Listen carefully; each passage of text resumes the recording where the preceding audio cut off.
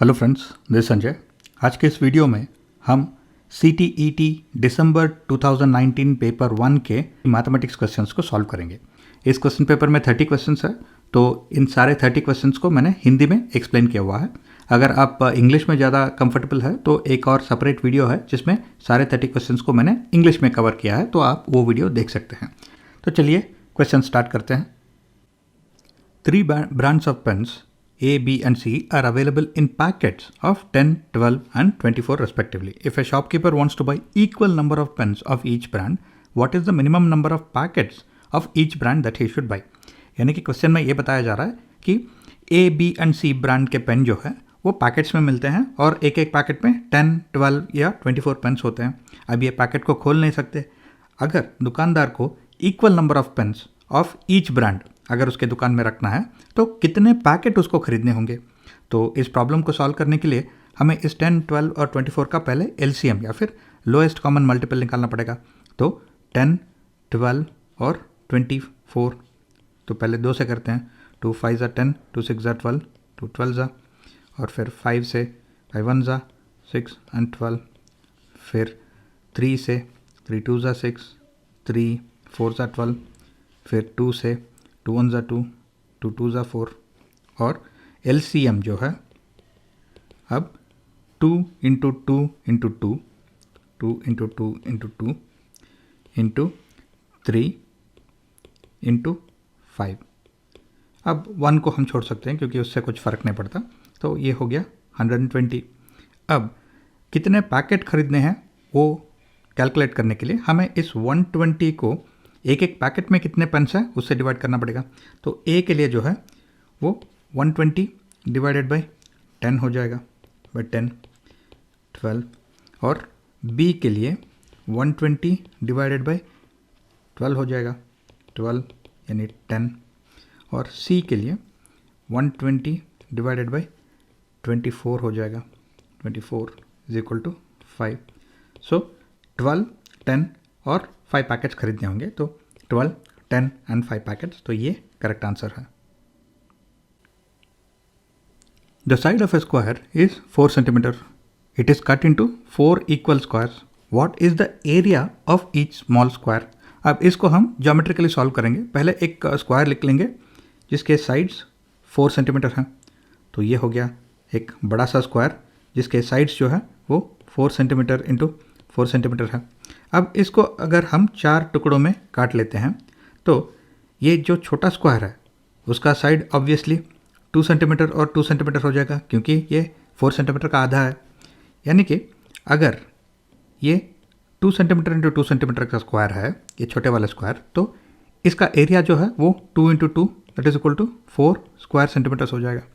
तो ये इसका करेक्ट आंसर है। Which of the following statements is not correct? तो इसमें से हमें इनकरेक्ट स्टेटमेंट को आइडेंटिफाई करना है। तो ये स्टेटमेंट्स पढ़ने के बाद जो सबसे आसान वाला स्टेटमेंट है उससे स्टार्ट करते हैं कि that there are only 4 single digit prime numbers. अब अगर हम सारे सिंगल डिजिट्स को लिख लेते हैं जैसे कि 1, 2, 3, 4, 5, 6, 7, 8 और 9, तो अब यहाँ पे प्राइम नंबर जो है वो 2, 3, 5 और 7 है। यानी कि there are only 4 single digit prime numbers, so this statement is correct. अब a prime number has only 2 factors, ये भी करेक्ट स्टेटमेंट है क्योंकि प्राइम नंबर सिर्फ 2 नंबर से डिवाइड होता है, वो खुद अपने आप से और फिर 1 से, सो ये स्टेटमेंट भी करेक्ट है। अब there are infinitely many prime numbers.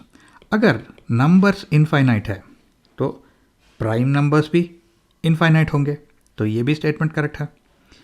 All prime numbers are odd numbers, ये स्टेटमेंट जो है वो गलत है। वो गलत इसलिए क्योंकि यहाँ पे 2 जो है वो प्राइम नंबर भी है और इवन नंबर है, तो all prime numbers are odd numbers गलत स्टेटमेंट है और ये आंसर है यहाँ पे। A number that is divisible by all the numbers from 1 to 10 both inclusive is which of the options? यानी कि इन नंबर्स में से ऐसा कौन सा नंबर है जो 1 to 10 सारे नंबर से डिवाइड हो जाएगा। अब सारे नंबर तो 1 से डिवाइड हो जाएंगे तो उसको इग्नोर करेंगे, और अगर एक नंबर को 10 से डिवाइड करना है तो वो नंबर जो है वो 0 से एंड होना चाहिए, यानी कि 604 को एलिमिनेट कर देंगे क्योंकि वो 0 से एंड नहीं होता। अब नेक्स्ट 2 को देखते हैं, क्योंकि सारे नंबर जो है वो इवन नंबर्स है, तो सारे नंबर 2 से डिवाइड हो जाएंगे, इसको इग्नोर करेंगे। अब 3 से डिवाइड करने की कोशिश करते हैं तो 10 3 से डिवाइड नहीं होगा, क्योंकि हमें आंसर मिलेगा 3.3333 समथिंग, तो ये करेक्ट आंसर नहीं हो सकता। और अगर 100 को डिवाइड करने की कोशिश करेंगे तो हमें मिलेगा 33.3333 समथिंग, तो ये भी करेक्ट आंसर नहीं हो सकता। तो अब हमारे पास सिर्फ एक ही ऑप्शन बचा हुआ है, वो है 2520, तो करेक्ट आंसर इसे ही होना चाहिए। तो ऐसे एक एक करके अगर हम आंसर चॉइसेस को एलिमिनेट करते जाएंगे और ईजीएस्ट ऑप्शन से हम स्टार्ट करेंगे तो बहुत ईजीली हम करेक्ट आंसर तक पहुंच सकते हैं। Ayesha has only ₹5 coins and ₹10 coins with her. If the total number of coins she has is 25 and the amount of money with her is 160, then the number of 5 rupees and 10 rupee coins with her are what? तो हमें find out करना है कि आयशा के पास कितने 5 rupee coins और कितने 10 rupee coins है। अब इसे दो मेथड से सॉल्व कर सकते हैं। एक होता है अलजेब्राइक मेथड, जहाँ पे हम कहें कि let 5 rupee coins be x और let 10 rupee coins be y, और ऐसे इक्वेशन बना के एक्स और वाई के लिए सॉल्व करते हैं तो हमें आंसर मिल जाएगा। या फिर एक और बहुत ही आसान तरीका है, वो ये है कि जो दिए गए आंसर चॉइसेस है उन्हें अगर सिंपल मल्टीप्लिकेशन करते हैं तो देख सकते हैं कि कौन सा जो है वो ऐड अप होता है 160 को। यानी कि इस कॉलम में जो भी नंबर्स है उन्हें मल्टीप्लाई करना पड़ेगा इंटू 10, क्योंकि ये 10 रुपी कॉइन्स है, और इस कॉलम में जो नंबर्स है उन्हें मल्टीप्लाई करने का 5 के साथ, क्योंकि ये 5 रुपी कॉइन्स है। तो यहाँ पे ये चाहता है 90 प्लस 70 160, और यहाँ पे 50 प्लस 150 यानी 200, और यहाँ पे 75 प्लस 100 यानी 175, और यहाँ पे 100 प्लस 50 यानी 150। तो सिर्फ पहला वाला जो ऑप्शन है वो ऐड अप होता है 160, तो ये करेक्ट आंसर है। Evaluate this equation. अब इसे सॉल्व करने के लिए हमें यूज़ करना पड़ेगा बोडमास रूल, यानी कि पहले अगर कुछ ब्रैकेट्स है तो उन्हें सॉल्व करेंगे, कोई ब्रैकेट्स नहीं है तो इसे इग्नोर करेंगे। फिर बाद में ऑर्डर्स या फिर पावर्स, कोई ऑर्डर्स या पावर्स नहीं है तो इसे भी इग्नोर करेंगे। डिवीजन, तो डिवीजन एक है यहाँ पे 21 डिवाइडेड बाई 7, तो ये हो गया 3, तो हमने डिवीजन सॉल्व कर लिया है। फिर बाद में मल्टीप्लिकेशन, अब मल्टीप्लिकेशन यहाँ पे 2 है, 12.5 इंटू 3 जो कि 37.5 होता है, और 17.5 इंटू 3 जो कि 52.5 होता है। और इसके बाद है एडिशन, कोई एडिशन नहीं है तो इसे इग्नोर कर सकते हैं। फिर लास्ट को आता है सब्ट्रैक्शन, और यहाँ पे माइनस है, तो अगर 52.5 माइनस 3 माइनस 37.5 करते हैं तो मिलता है 12, तो वो हो गया correct answer. 1/6 of the trees in a garden are neem trees. Half of the trees are Ashoka trees and the remaining trees are eucalyptus trees. If the number of neem trees is 5, how many eucalyptus trees are there in the garden? अब इस problem को solve करने के लिए दो approach हो सकते हैं। एक अलजेब्राइक मेथड, जहाँ पे हम बोलेंगे कि let the number of neem trees be x, Ashoka trees be y, eucalyptus trees be z, और अगर एक्स वाई जी के लिए हम इक्वेशन बना के सॉल्व करते हैं तो हमें आंसर मिल जाएगा। या फिर एक और आसान तरीका है जिसमें हम जो फ्रैक्शंस दिए गए हैं, जो नंबर्स दिए गए हैं क्वेश्चन में, उन्हें इस्तेमाल करके आंसर बहुत ही आसानी से फाइंड आउट कर सकते हैं। अब पहले ये है कि 1/6 of the trees in the garden are neem trees, यानी 1/6 जो है वो नीम ट्रीज है, और यहाँ पे बताया जा रहा है कि if the number of neem trees is 5, यानी कि 1/6 जो है वो 5 है। अगर 1 5 है तो ये 6 कितना है, तो अगर हम 5 इंटू 6 करते हैं तो हमें मिलता है 30।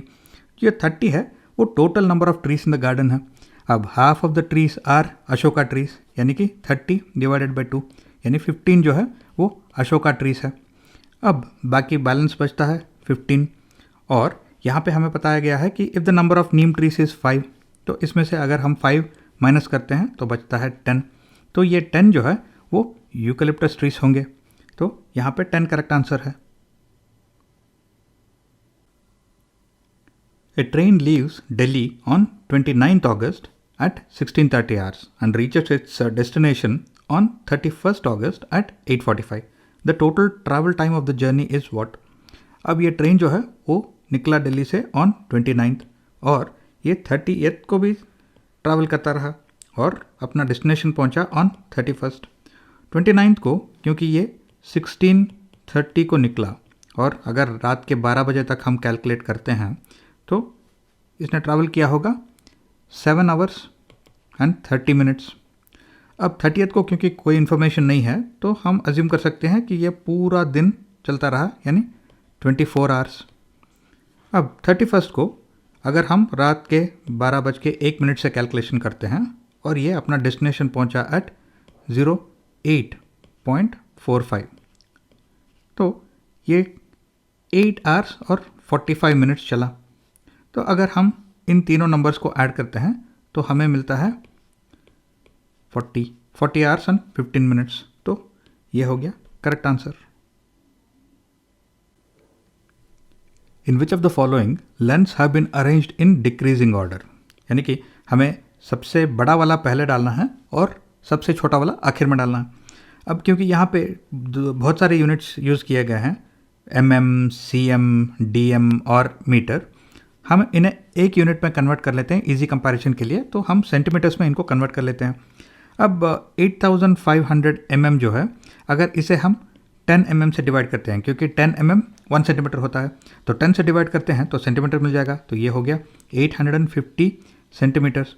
अब नेक्स्ट वन जो है वो ऑलरेडी सेंटीमीटर्स में है, तो इसे हम लिख लेंगे 800 cm और 8 mm। और क्योंकि एक डेसीमीटर जो है वो 10 सेंटीमीटर होता है, तो इस 80 को अगर हम 10 से मल्टीप्लाई करते हैं तो सेंटीमीटर्स आ जाएंगे, तो ये हो गया 800। और यहाँ पे है 8 सेंटीमीटर, तो इन दोनों को ऐड करना पड़ेगा, तो 808 centimetre.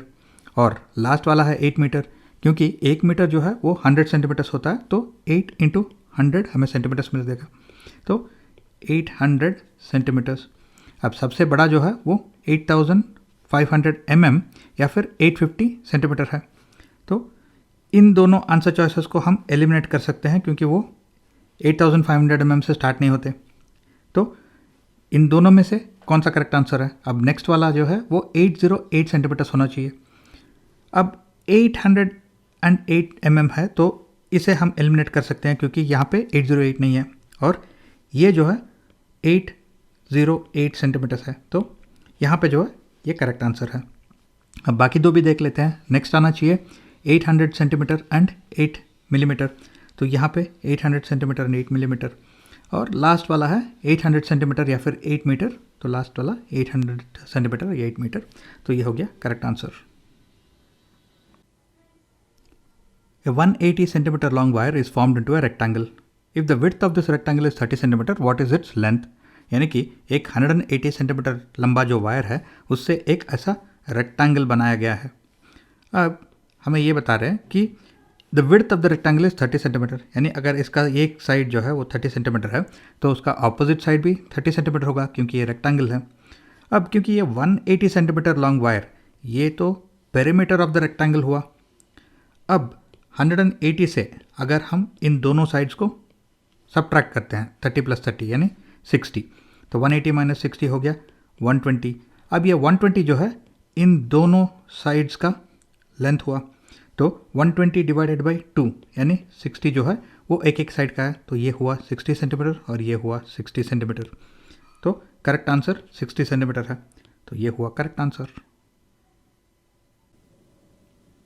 When asked to write 44, some students of grade 2 wrote it as 404. As a teacher, how will you address this? Now, इनका मिस्टेक क्या है? अब ग्रेड 2 के बच्चों को जब आपने कहा कि 44 लिखो, तो उन्होंने लिटरली लिखा 40 and 4, यानी कि उनको कॉन्सेप्ट्स अभी ठीक से समझ में नहीं आए हैं और उनको प्लेस वैल्यू ऑफ नंबर्स के बारे में थोड़ा कन्फ्यूजन है, क्योंकि ग्रेड 2 के स्टूडेंट्स हैं ना, बच्चे हैं। अब ऑप्शंस देखो कि as a teacher how will you address this. पहला है correct their answer in their copy. अगर आप उनके कॉपी में उनके आंसर्स को करेक्ट करोगे तो उनको कॉन्सेप्ट नहीं सिखा रहे हो, उनके डाउट क्लैरिफाई नहीं कर रहे हो, सिर्फ आंसर्स को करेक्ट कर रहे हो, तो ये करेक्ट अप्रोच नहीं हो सकता। Next, explain principle of exchange using concrete material. Concrete material जैसे कि डायनेस ब्लॉक्स या फिर सिंपल बीड्स, जिनको वो काउंट कर सके और डिफरेंट ग्रुप्स में वो सेग्रीगेट कर सके, ताकि उनको ये समझ में आए कि 40 क्या होता है, 40 + 4 क्या होता है। तो ऐसे अगर आप एक्सप्लेन करोगे विथ कॉन्क्रीट मटेरियल, तो ये जो है ये करेक्ट अप्रोच है, तो ये करेक्ट आंसर है। अब नेक्स्ट वाला है group them with those who have done it correctly. अब जिन बच्चों ने गलती किया है, अगर उनको जिन्होंने ठीक किया उनके साथ ग्रुप करोगे तो उससे क्या अचीव होगा? कुछ नहीं, क्योंकि आप सिर्फ ग्रुप बना रहे हो, बच्चों का कुछ आप डाउट सॉल्व तो नहीं कर रहे हैं यहाँ पे, तो ये करेक्ट आंसर नहीं हो सकता। लास्ट वाला है tell them to find the correct answer. तो अगर आप बच्चों को बोलोगे कि घर जाओ और इसका करेक्ट आंसर पता करके आओ, तो बच्चे घर जाएंगे, शायद अपने पेरेंट्स से पूछेंगे या फिर अपने एल्डर से पूछेंगे। तो एज ए टीचर आप क्या कर रहे हो यहाँ पे? आपका कोई कंट्रीब्यूशन है ही नहीं, तो ये करेक्ट आंसर नहीं हो सकता। तो करेक्ट आंसर है explain principle of exchange using concrete material, ताकि बच्चों को कॉन्सेप्ट ठीक से समझ में आ सके। The main purpose of introducing mapping in the primary mathematics curriculum are what? यानी कि जो प्राइमरी मैथमेटिक्स करिकुलम में क्लास 3, 4, 5 के बच्चों को जो मैपिंग सिखाया जाता है, वो किस लिए सिखाया जाता है, ये किस लिए इंट्रोड्यूस किया गया है? अब यहाँ पे जो मैपिंग की बात हो रही है वो सिंपल सा मैपिंग होता है, जैसे कि आप बच्चे को बोल सकते हो कि अपने घर से स्कूल तक का रास्ते का एक मैप बनाओ। तो वो घर से शुरू करता है, फिर यहाँ पे एक दुकान है जहाँ पे वो टर्न लेता है, फिर बीच में एक पेड़ आता है जिसके सामने से वो गुजरता है और स्कूल पहुँचता है। तो ये सिंपल सा मैप हो गया ताकि बच्चों को स्पेशल थिंकिंग का एक अच्छा सा आइडिया आ सके। और दूसरा एक और टाइप का एक्सरसाइज है, जैसे कि आप बोल सकते हो कि अपने क्लासरूम का एक मैप बनाओ। तो यहाँ पे ब्लैक बोर्ड आता है, यहाँ पे टीचर का डेस्क है और यहाँ पे बच्चे बैठते हैं, दरवाज़ा यहाँ पे है। तो ऐसा एक सिंपल क्लासरूम का मैप बनाने से बच्चों को एक प्रोपोर्शनल रीजनिंग का एक प्रैक्टिस हो जाता है, क्योंकि वो प्रपोर्शन में सोच रहे हैं कि अगर क्लासरूम इतना बड़ा है तो दरवाज़ा इतना बड़ा है, तो वो प्रपोर्शन के हिसाब से सोच रहे हैं। तो अब अगर आंसर चॉइसेस को देखते हैं तो हमें सिर्फ 2 आंसर ऑप्शंस को सेलेक्ट करना है। और यहाँ पे अगर हम चारों स्टेटमेंट्स को देखते हैं तो पहला बोल रहा है टू प्रमोट स्पेशल थिंकिंग, जैसे मैंने बोला ये करेक्ट स्टेटमेंट है।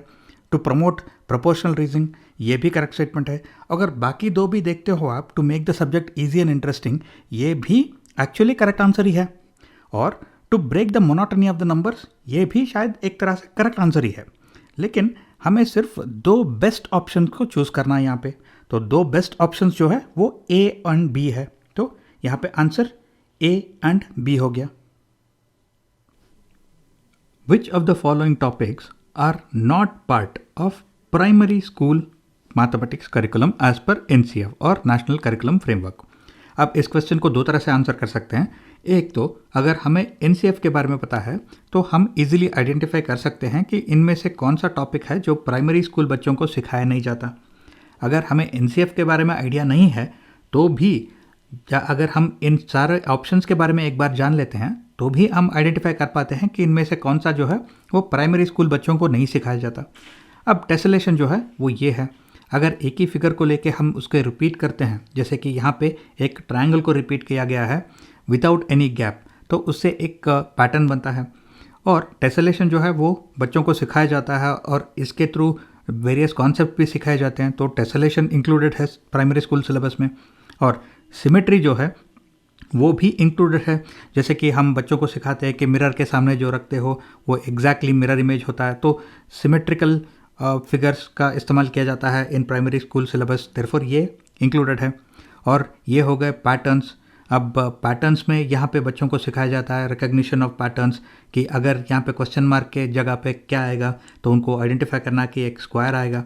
तो पैटर्न्स भी इस्तेमाल किया जाता है। अब रेशियोज़ जो है वो प्राइमरी स्कूल में इंट्रोड्यूस नहीं होते हैं, तो ratios is the correct answer here, क्योंकि ये प्राइमरी स्कूल सिलेबस के पार्ट नहीं है।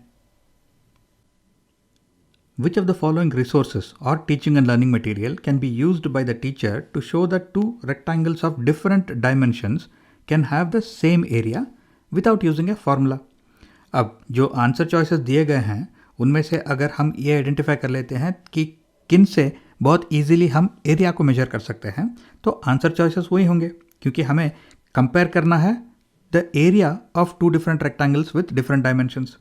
तो अब स्केल से जो है लेंथ इजीली मेजर हो जाता है, एरिया मेजर करना उतना आसान नहीं है, तो ये करेक्ट आंसर नहीं है। अब ग्राफ पेपर से सिंपल जियोमेट्रिक फिगर्स का एरिया जो है इजीली मेजर हो जाता है, तो ये करेक्ट आंसर है। अब थ्रेड से लेंथ मेजर होता है, तो ये करेक्ट आंसर नहीं हो सकता। और टाइल से जो है ग्राफ पेपर की तरह ही टाइल से भी हम एरिया को मेजर कर सकते हैं आसानी से, तो ये भी करेक्ट आंसर है।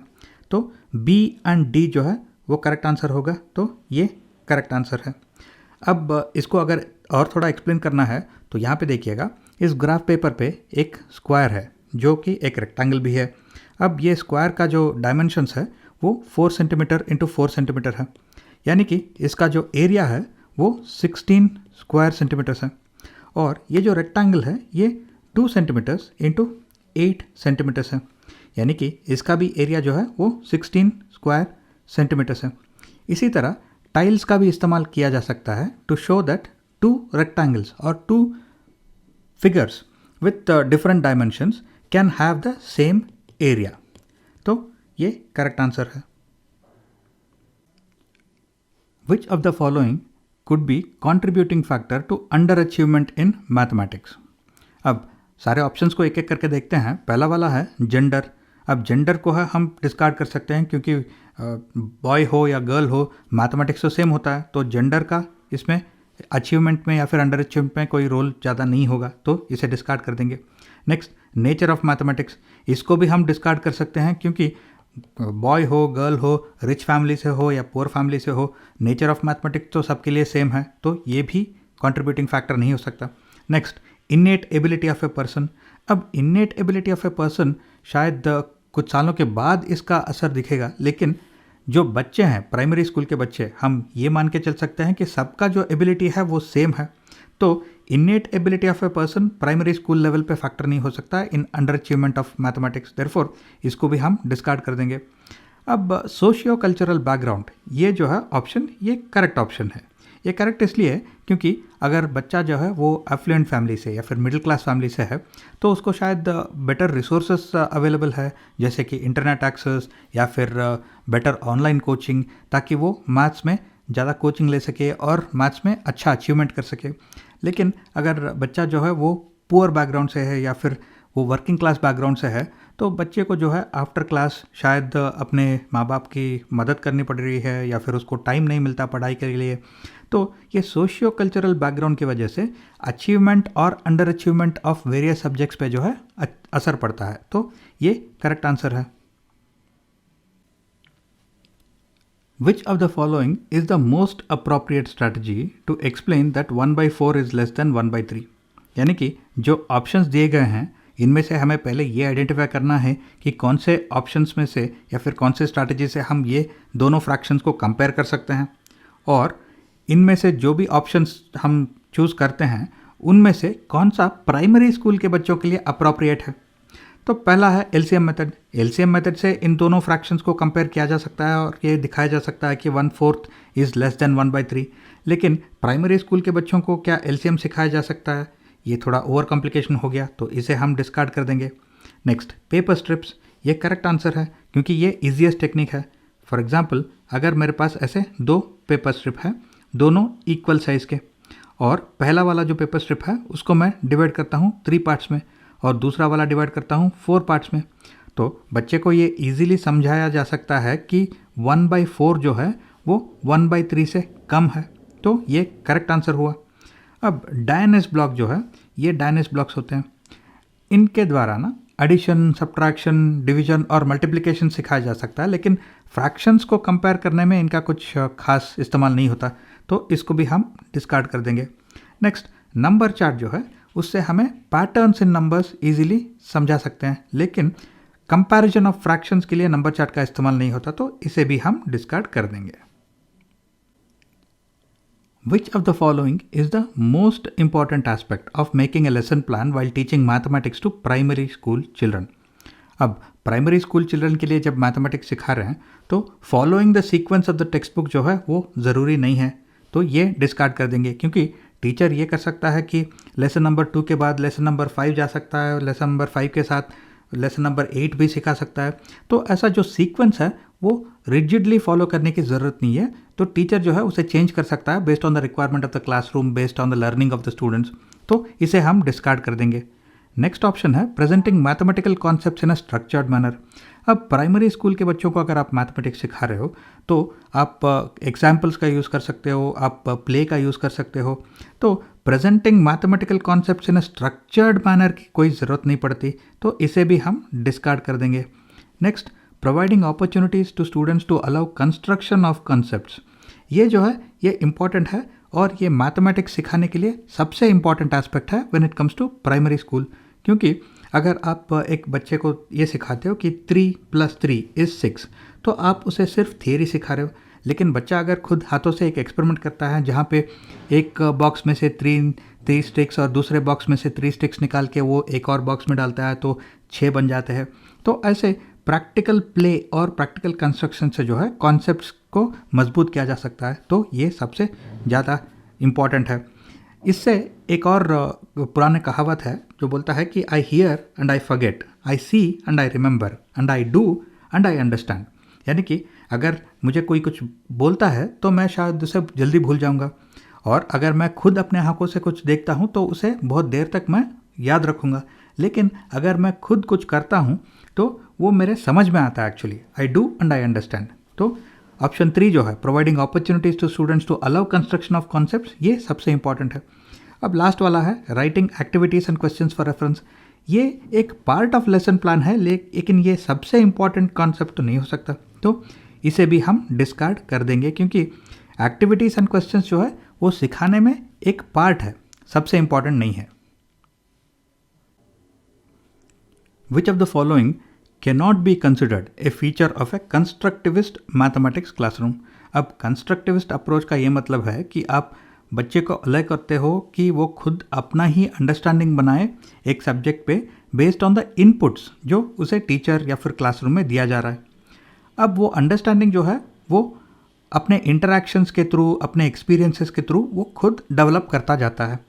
तो अब एक एक करके ऑप्शंस देखते हैं। पहला है कि the role of language and dialogue in learning mathematics is given attention. हाँ, ये करेक्ट है। अगर आप बच्चे को सिर्फ इनपुट्स दे रहे हो और बच्चे को एक्सपीरियंसेस दे रहे हो ताकि वो खुद अपना अंडरस्टैंडिंग बनाए, तो लैंग्वेज और डायलॉग जो है वो बहुत ही इंपॉर्टेंट हो जाते हैं। तो ये सही स्टेटमेंट है। अब नेक्स्ट वाला है कि the teacher acknowledges the students may construct multiple understanding from the same interaction.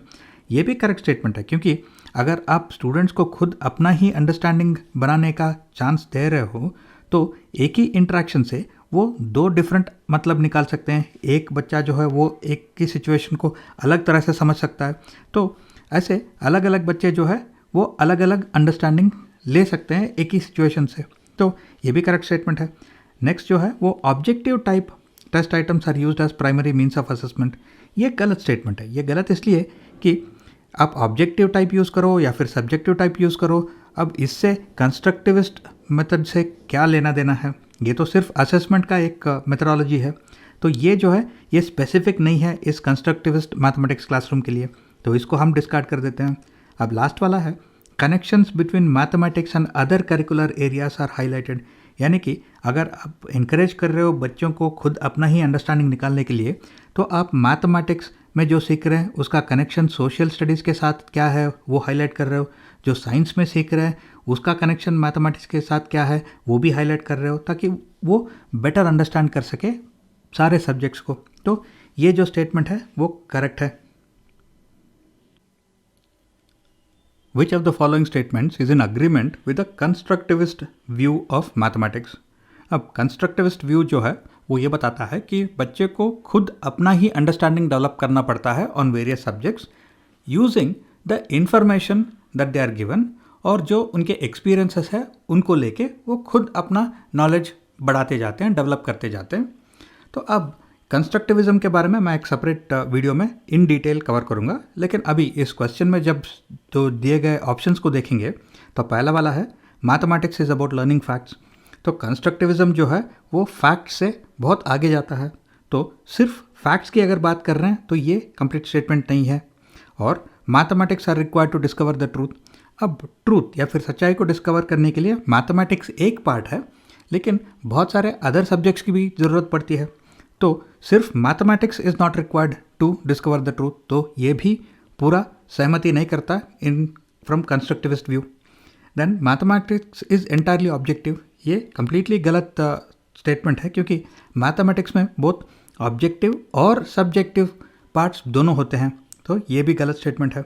अब लास्ट वाला है visualisation is an important aspect of mathematics. ये सही स्टेटमेंट है और ये जो है कंस्ट्रक्टिविस्ट व्यू से सहमति भी रखता है, क्योंकि विजुअलाइजेशन से क्या होता है, बच्चा जो है मियर नंबर्स यानी सिर्फ नंबर से आगे जाके वो नंबर्स को विजुअलाइज कर पाता है इन रियल वर्ल्ड सिचुएशंस, उनको समझ पाता है कि इसका एक्चुअली इम्प्लीकेशन या फिर इम्पैक्ट क्या है। जैसे कि अगर मैं 3+3 = 6 सिखाता हूँ बच्चे को, तो बच्चे को ये समझ में आना चाहिए कि अगर एक बक्से में 3 स्टिक्स है और दूसरे बक्से में 3 स्टिक्स है, उन दोनों बक्सों में से स्टिक्स को अगर तीसरे बक्से में ट्रांसफ़र कर दिया जाए तो वहाँ पे 6 स्टिक्स हो जाएंगे।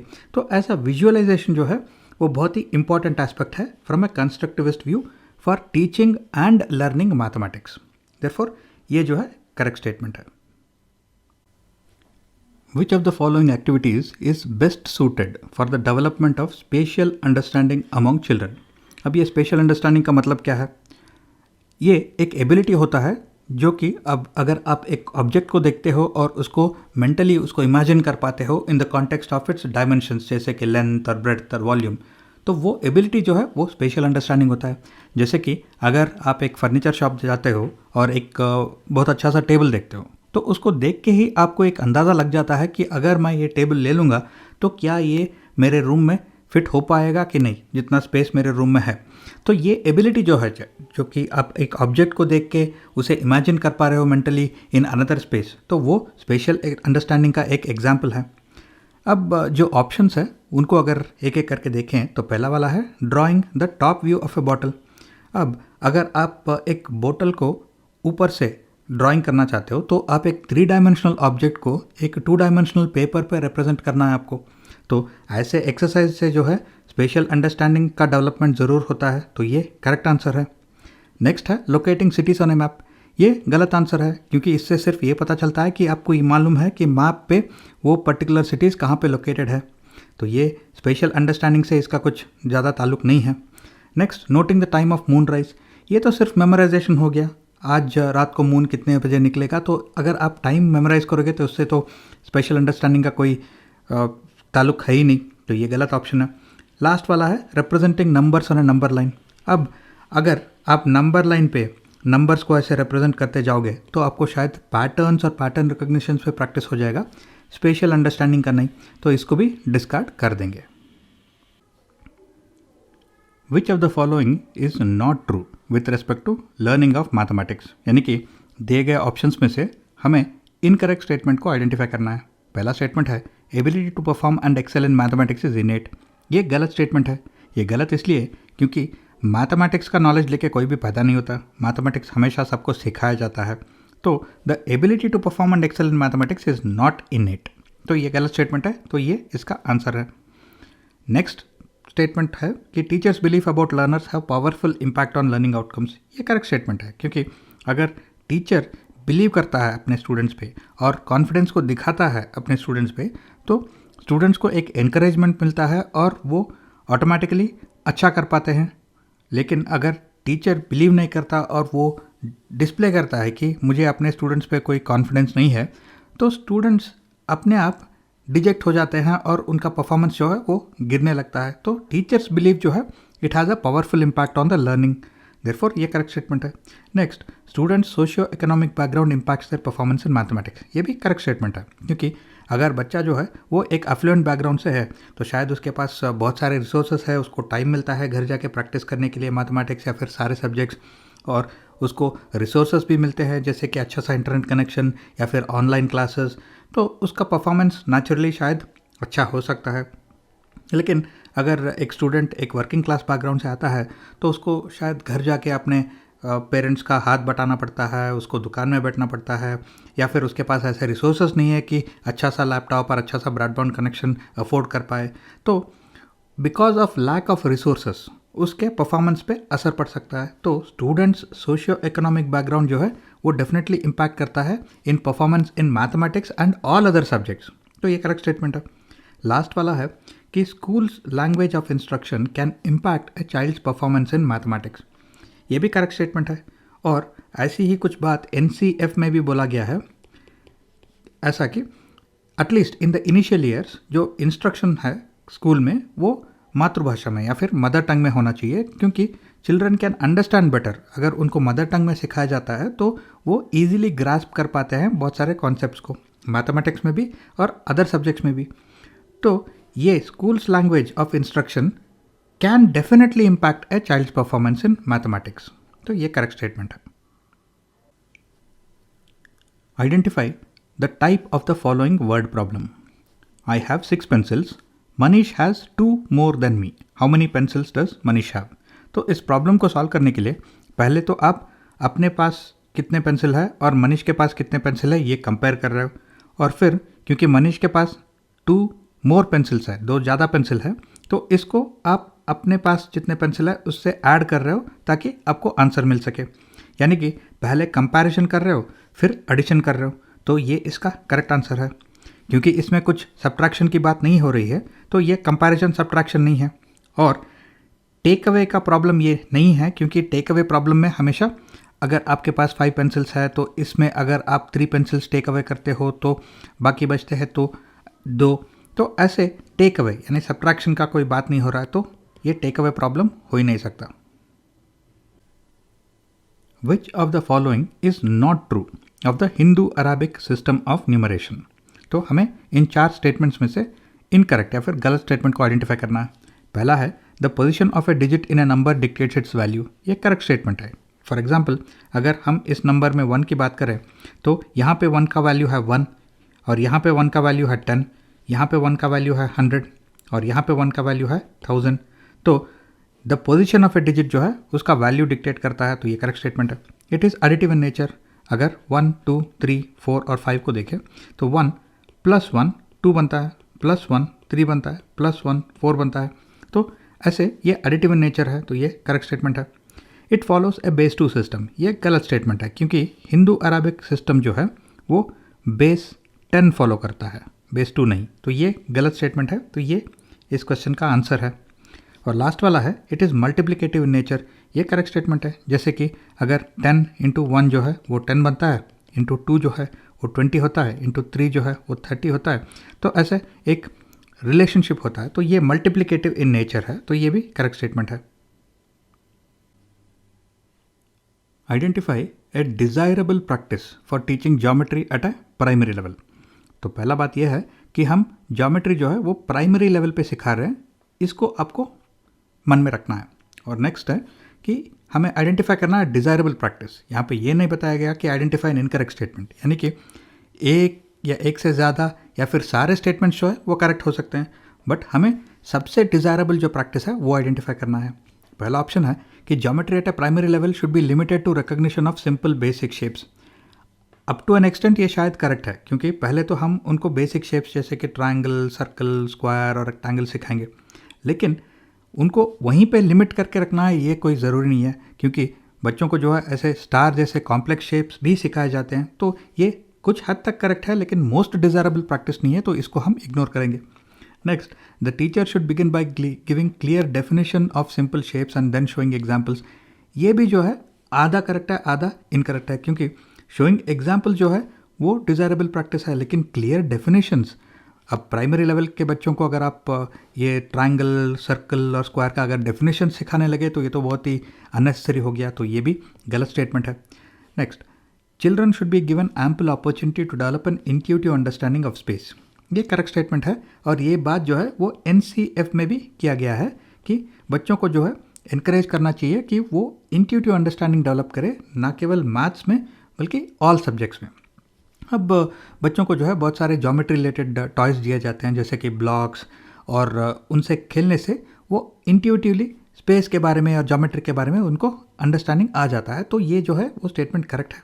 अब लास्ट वाला है developing extensive geometry vocabulary need not be an objective at a primary level. ये स्टेटमेंट तो करेक्ट है, क्योंकि कुछ हद तक ज्योमेट्री वोकैबुलरी उनको डेवलप करना पड़ेगा, क्योंकि उनको एक्सप्रेस करना आना चाहिए कि ये जो है ये ट्रायंगल है, ये स्क्वायर है, लेकिन एक्सटेंसिव ज्योमेट्रिक वोकैबुलरी की अभी ज़रूरत नहीं है। तो ये स्टेटमेंट करेक्ट है, लेकिन हमें इनमें से क्योंकि मोस्ट डिज़ायरेबल प्रैक्टिस जो है वो आइडेंटिफाई करना है, तो मोस्ट डिज़ायरेबल प्रैक्टिस हुआ ये कि इंट्यूटिव अंडरस्टैंडिंग को एनकरेज करना चाहिए, तो ये इसका आंसर है।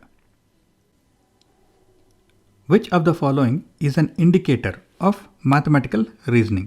अब यहाँ पे जो है इंडिकेटर को आइडेंटिफाई करने के लिए बोल रहा है, तो इसका मतलब यह है कि इसमें से बहुत सारे स्टेटमेंट जो है वो करेक्ट हो सकते हैं, लेकिन हमें जो है जो बेस्ट इंडिकेटर है वो आइडेंटिफाई करना है।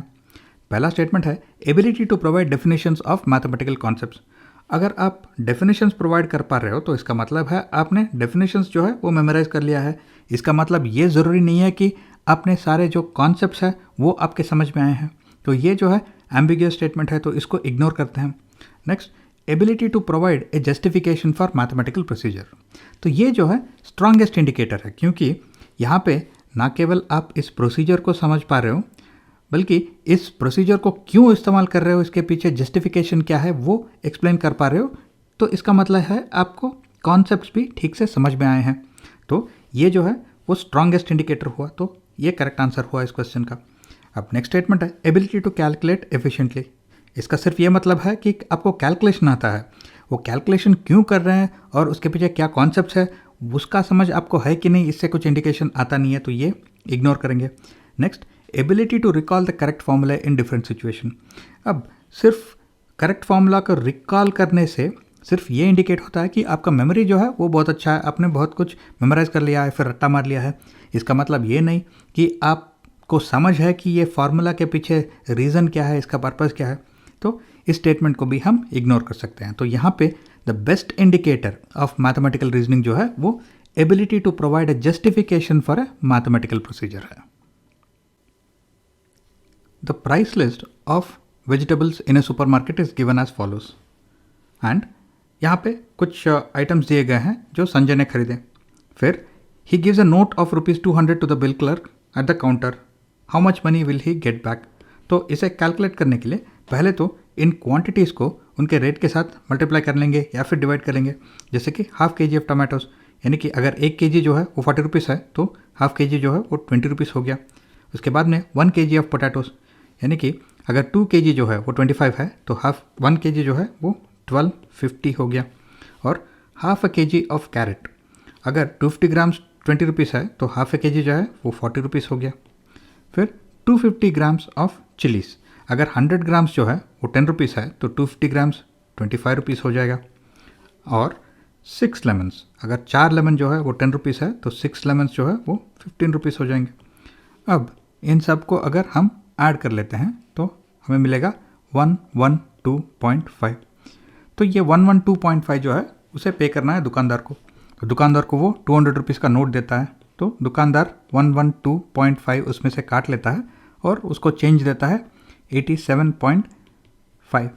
तो इतना पैसा उसको वापस मिलेगा एज चेंज, तो ये करेक्ट आंसर है। इस क्वेश्चन में 3 स्टेटमेंट दिए गए हैं और हमें नंबर को आइडेंटिफाई करना है on the basis of this 3 statements. पहला स्टेटमेंट है I am a 2 digit number.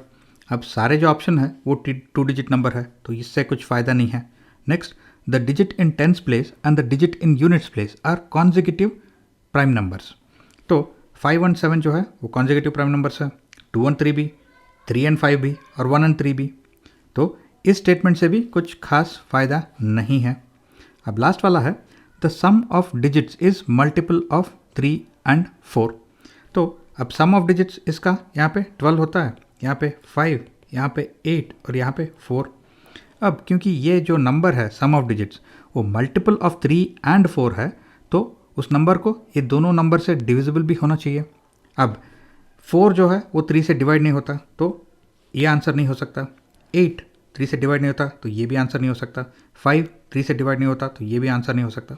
और 12 जो है वो 3 से डिवाइड हो जाता है, तो ये करेक्ट आंसर है, क्योंकि 12 जो है वो 4 से भी डिवाइड हो जाता है।